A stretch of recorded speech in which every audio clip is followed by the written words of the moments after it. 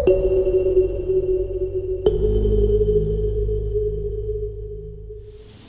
guys, I'm out here doing some shooting today, and the goal for this morning is to get my Athens Solace Bareshaft tuned to perfection, just how I like it.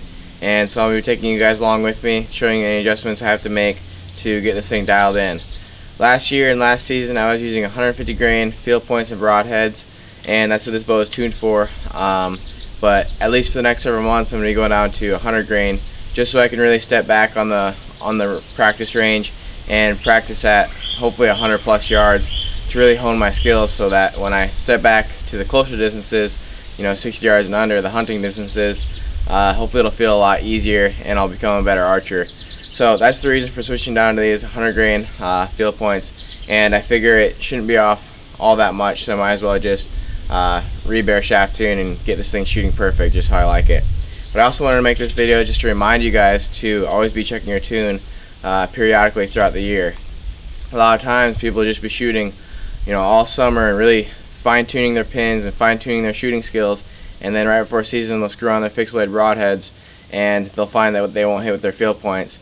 So then they're left making last-minute adjustments when they could have just been shooting a perfect bow all year if they just kept checking their tune.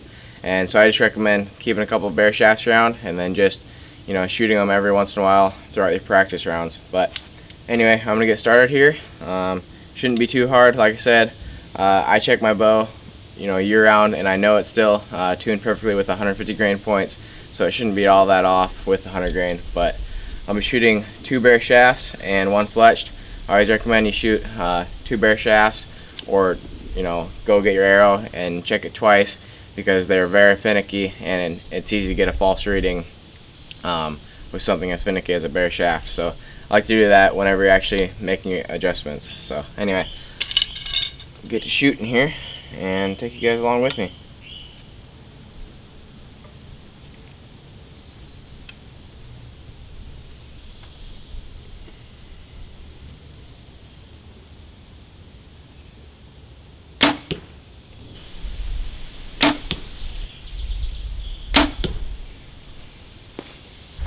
Alright, looks like it had a little bit of a tail left flight, and that's kind of what I was expecting.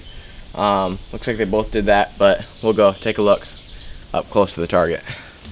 Alright, so here are the first results without changing anything so far, and I'm pretty happy with it because, as you can see, the Bareshafts are almost touching each other, so you know that it's an accurate test. And they're both tail left and impacted about 3 inches to the right of the fletched arrow. Now, one thing to keep in mind is if you're comparing the angle of the shaft in the target to make sure you're using a foam target. If you're using a bag target, I would strongly recommend you just stick to looking at the point of impact, and if you need to fine-tune it as you would if you're looking at the angle of entry, you can just step back to farther distances and fine-tune it that way. But anyway, this is the results of the first test. I'm probably going to move the rest to the right about 1/8 of an inch and see what that does. If you think about which way you should move the rest, that moving it to the right in this case scenario doesn't really make sense, at least in my head, but you'll have to just trust me on it, and I'm pretty sure that should take care of this. So we'll see what happens.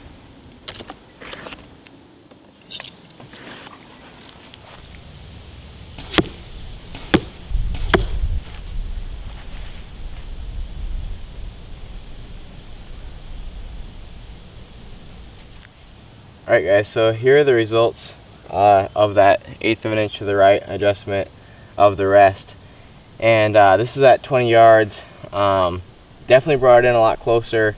This is my first shot, and then my second shot, I actually messed up the first time. I think it was a bad release or something, but I reshot it, and this is where it hit.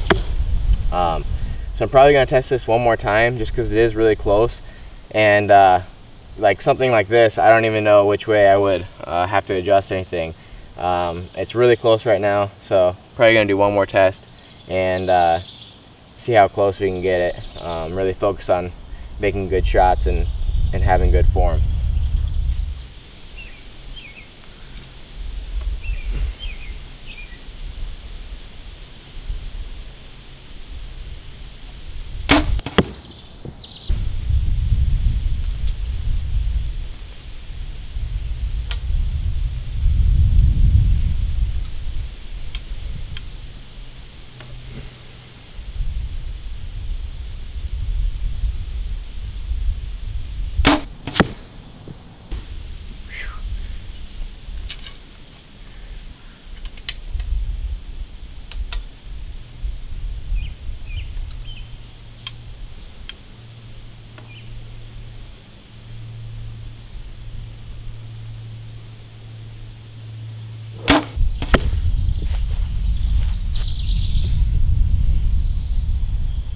Alright.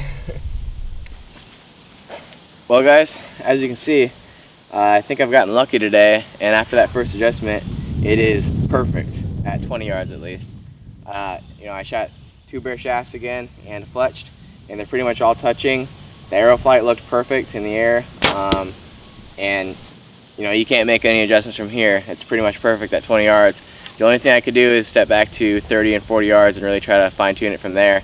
But at that point, it's basically just tuning my form and not really making that many adjustments on the bow.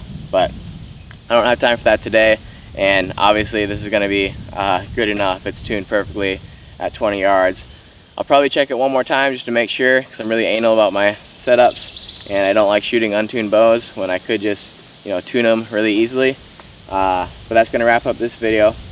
If any of you guys are worried about changing the arrow spine by decreasing the tip weight, I know I would be thinking of stuff like that at this point.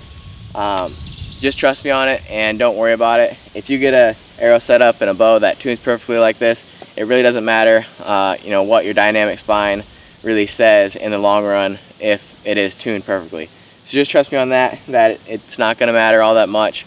And I'm really excited to step back on the range and shoot this at long range.